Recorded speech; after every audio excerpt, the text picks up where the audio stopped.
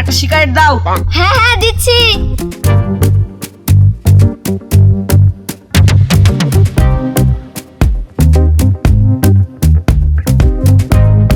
কদিন পরেই শালির বিয়ে, হাতে একটাও কান্নাকড়ি নাই। দেখি আজকে একটা 100 টাকা দিয়ে লটারি কাটবো, যদি 50 লাখ বেদি যায় তাহলে শালির বিতে যাওয়ার লেগে শোরুমে গিয়ে একটা 20 লাখ টাকা দিয়ে 4 চাকা গাড়ি কিনবো, আর 1 লাখ টাকা দিয়ে বউ ছেলেলি শপিং করবো, আর শালিকে 5 লাখ টাকা গিফট দিব, আর শ্বশুরকে 4 লাখ টাকা দিয়ে বলবো লেন মেয়ের বিতে হুড়ি খরচ করেন, আর 20 লাখ টাকা দিয়ে একটা ভালো বাড়ি করাবো। এই না, হাত বুলিতে 5 লাখ টাকা রেখে দিতে হবে, পরে লটারি কাটতে হবে।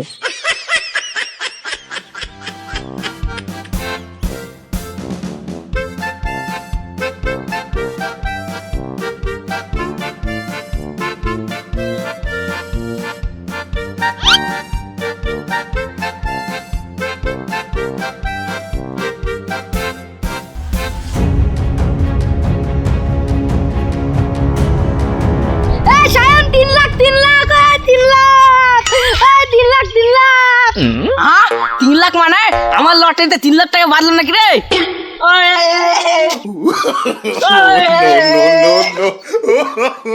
তাহলে তোমরা কিন্তু এবার আমার সব ধার শোধ করে দিবা, আর দিতে পারবো না ধারে।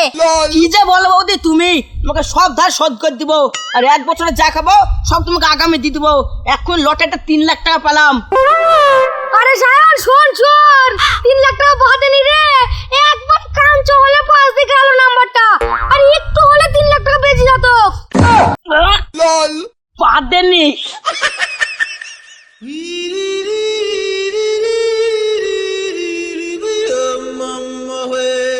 আরে তুই চিন্তা করছিস কেন? এবার না হয় কাঞ্চলে পাস দিয়ে বেরিয়ে গেল, কালকে আবার কাট দেখ বেঁধে যাবে।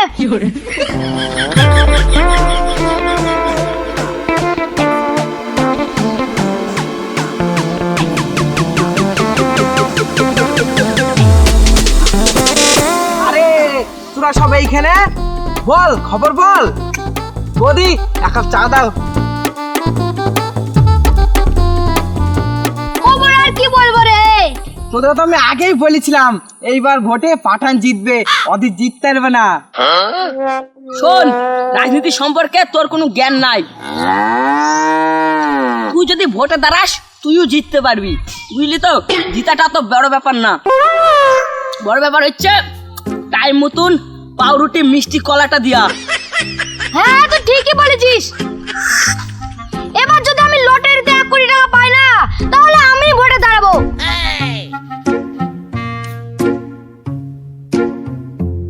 জানিস আমার যা মনে হচ্ছে ওই মহিতের ভোটগুলা ঠিক জায়গায় পড়েনি। না রে, ওরা মনে হয় ভোটটা কংগ্রেসকে দিয়েছে, বুঝলি? দেখ ওইসব কে কাকে ভোট দিল তার দিকে তো আমাদের লাভ নাই, মানুষের আলোচনা করাটাও ঠিক না। কিন্তু আমি শুনলাম নাকি সরকারি মেয়ের সাথে পালিয়ে গেছে। হ্যাঁ তুই ঠিকই শুনেছিস। শোন, ওইসব লোকের মেয়ের আলোচনা করে লাভ হবে না। ওদি 1 কাপ চা দাও। আমি শুনেছিলাম ওর মেয়ে নাকি ওই উত্তর পাড়ার ওই একটা চূড়ার সঙ্গে এই ঠুকুর মুখের ছিল, বুঝলি তো? হ্যালো, কি করে?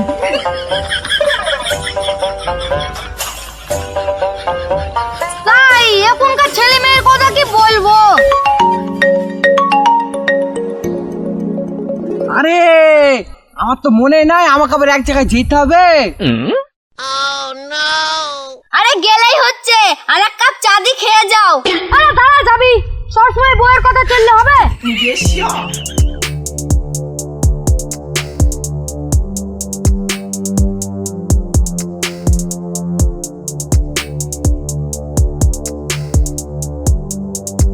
স্যার ওভার, আমি লোকেশনে চলে এসেছি, আবার সব খবর পাওয়া যাবে।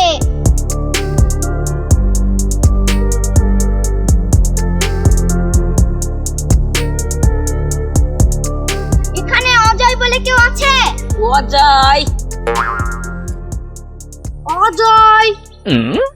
এই ওই অজয়ের কথা বলছে নাকি রে? ওর ব্যাপারে কিছু বলতেও পারবো না, ও পাকা ডাকাত, 2 নম্বরে ব্যবসা করে।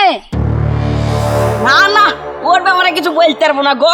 একবারে হিরোইন খোর, 2 নম্বরই ব্যবসা, একবারে মদের ভাত শুদ্ধ আছে জানো, ওর ব্যাপারে কিছু বলতে পারবো না। স্যার ওভার, আমি এমন জায়গায় এসেছি এখানে সব খবর নেওয়া হয়ে গেছে। মানে কি বলছো কি? তুমি কি চায়ের দোকানে চলে গেছো? সাবাস জয়দেব, সাবাস। তুমি মিশনটাকে এত সুন্দরভাবে হ্যান্ডেল করছো না। ওভার।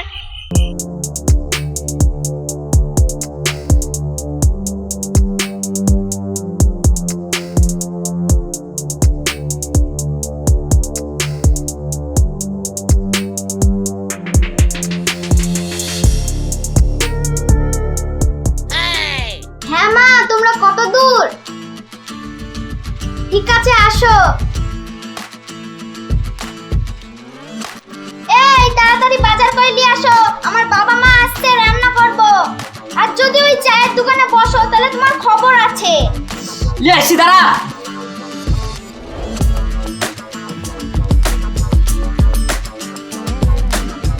দুপুর বেলা হয়ে যাচ্ছে, বাবা মা ঢুকবে, এখনো ওর আসার নাম নাই। দেখি দিনি। আমি উঠি রে, গরুগুলো আবার না খেয়ে মরে যাবে, ঘাস কাটতে হবে। দাঁড়া, যাবি? আমরা যাবো না, আমাদের কাজ নাই। এই আমি শুনলাম তোদের বাড়ির পাশে ওই কালু নাকি টুকটুকি কিনেছে, দিয়ে হুকে চার্জ দিচ্ছে। তোদের বাড়ির সবই তো হুকে চলে, আমরা ভোল্টেজ পাচ্ছি নি। হ্যাঁ রে, অফিসে জানাতে হবে, ধরে দিতে হবে, আমরা বিল দিতে দিতে মরি যাচ্ছি।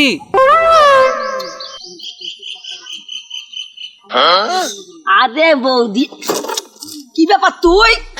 তোমাকে যে আমি বাজারে পাঠালাম আর তুমি এই চায়ের দোকানে আড্ডা ঢুকছো। এইবার আমাকে ক্ষমা করে দে। দেখ, আজ কি করে মতন ক্ষমা করে দে, মানুষজনের সামনে কিছু করিসনি।